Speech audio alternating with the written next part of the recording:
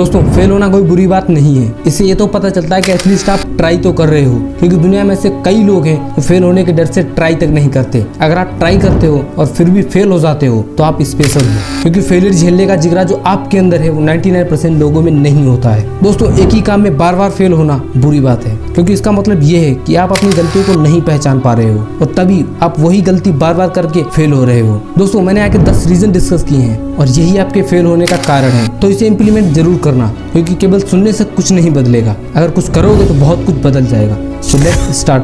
पहला रीजन है losing interest. दोस्तों शुरुआत में हम किसी काम को बहुत अच्छे तरीके से करते हैं, पर धीरे धीरे उसमें हमारा इंटरेस्ट कम होने लगता है। इसका मेन रीजन ये है कि हमारा इंटरेस्ट शिफ्ट होता रहता है, कभी ये अच्छा लगता है तो कभी वो अच्छा लगता है, और इससे हमें कुछ भी नहीं मिलता है। तो इसलिए एक टाइम पर एक ही काम करो, भले ही आपको दूसरा काम क्यों ना बहुत अच्छा लगे, क्योंकि आप रोहित मेहरा तो हो नहीं जो एक टाइम में 10-10 काम कर लोगे। दूसरा रीज़न है आई विल डू एवरीथिंग। दोस्तों हम बहुत कुछ कर सकते हैं लेकिन सब कुछ नहीं कर सकते हैं, तो ये जिद छोड़ दो कि सब कुछ मैं ही करूँगा। अगर आप अकेले कोई काम करोगे तो उसमें बहुत टाइम लगेगा, और टाइम के साथ आपका इंटरेस्ट लूज हो गया तो आप हर छोटी सी प्रॉब्लम से गिव अप कर देंगे। अगर आप दूसरों की मदद लेते तो आप जो काम 6 महीने में कर रहे थे वो आप 3 महीने में कर लोगे। तीसरा सबसे बड़ा रीज़न ये है कि हमें जो भी चाहिए वो जल्दी चाहिए, क्योंकि हमें पेशेंस की बहुत कमी होती है। कोई भी काम ये चुटकियों में नहीं होता है, हर काम में टाइम लगता है, हर चीज़ के लिए एक सही वक्त होता है। एक रात में आपको किसी भी चीज़ से रिजल्ट नहीं मिलेंगे। अगर हमें किसी काम में टाइम लग रहा है तो एक टाइम के बाद हम उस काम को छोड़ देते हैं, नतीजा हम फेल हो जाते हैं। So you have some patience. चौथा रीज़न है वी डोंट एनालाइज फेलियर्स। दोस्तों मैंने पहले भी कहा कि फेल होना कोई बुरी बात नहीं है, लेकिन एक चीज़ में बार बार फेल होना बुरी बात है। इसका मतलब ये है कि हम अपने फेलियर को एनालाइज नहीं करते हैं, हम कहाँ गलती कर रहे हैं ये नहीं समझते। इसीलिए हम क्यों फेल हुए इसका रीज़न ढूंढो और अगली बार सेम गलती ना करना। फेल हुए तो भी चलेगा, लेकिन वही गलती मत करना। पांचवा रीज़न है लैक ऑफ प्लानिंग।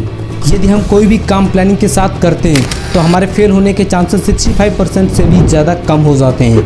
इसीलिए कोई भी काम करने से पहले प्लानिंग करो, स्ट्रेटेजी अपनाओ। इससे आपको आगे क्या करना है आपको ऑलरेडी पता होगा और आप स्टेप बाय स्टेप हर काम को पूरा कर लेंगे। इसीलिए काम को करने से पहले प्लान करो। अगला रीज़न है प्रोक्रेस्टिनेशन, यानी कल करूँगा। एक बीमारी है जो कि हमारे दिमाग के अंदर है, जो आपको कभी भी आगे नहीं बढ़ने देगी। इसलिए बेहतर होगा कि आप कल की बजाय आज और अभी करें, क्योंकि 90% लोगों का कल कभी नहीं आता, और यही रीज़न है कि उनकी पूरी लाइफ बर्बाद हो जाती है। एंड अगला रीज़न है परफेक्शन। बहुत से लोग मिस्टर परफेक्ट बनना चाहते हैं, इसलिए वो किसी काम को करने से पहले 100% रेडी होना चाहते हैं और सोचते हैं कि 100% रेडी नहीं है, इसलिए वे उसे बाद में करने के लिए छोड़ देते हैं, पर करते कभी नहीं है। क्योंकि हम कितना भी पढ़ लें लेकिन हमें ये कभी नहीं लगता कि मैं 100% रेडी हूँ एग्जाम के लिए। कोई भी कभी भी 100% रेडी नहीं होता। एंड अगला रीज़न है लैक ऑफ कॉन्फिडेंस। तो अगर हमें खुद पर भरोसा नहीं है तो ये दुनिया हम पर भरोसा क्यों करेगी। किसी भी काम को करने से पहले हम ये सोचते हैं कि काम को कर पाएंगे या नहीं। ये सोचने से बेहतर है कि ये सोच कि मैं ये काम कैसे करूँगा, क्योंकि हर काम में प्रॉब्लम आती है। उन प्रॉब्लम्स में सेल्फ कॉन्फिडेंस ही हमारा एक फ्यूल की तरह काम करता है। इसलिए खुद पर भरोसा करना सीखो, क्योंकि दूसरों पर विश्वास करके दुनिया पछता रही है। एंड अगला रीज़न है problem about the people advice. कभी कभी हम इतना जिद्दी बन जाते हैं कि हम किसी की नहीं सुनते हैं।